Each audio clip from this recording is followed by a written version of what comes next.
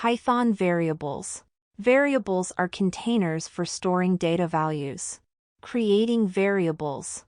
Variable name equals variable value. Example. Name equals John. Age equals 21. Assign multiple values for many variable in one line. A equals 1, B equals 2, C equals 3. Create one value to multiple variables.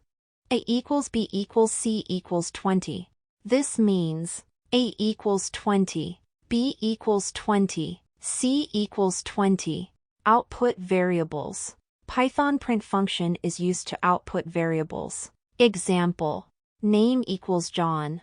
Print name. Variable exercises. Create multiple values for many variable in one line and output variables values. Try to answer.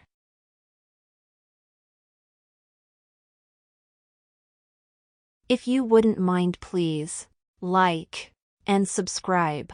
Comment.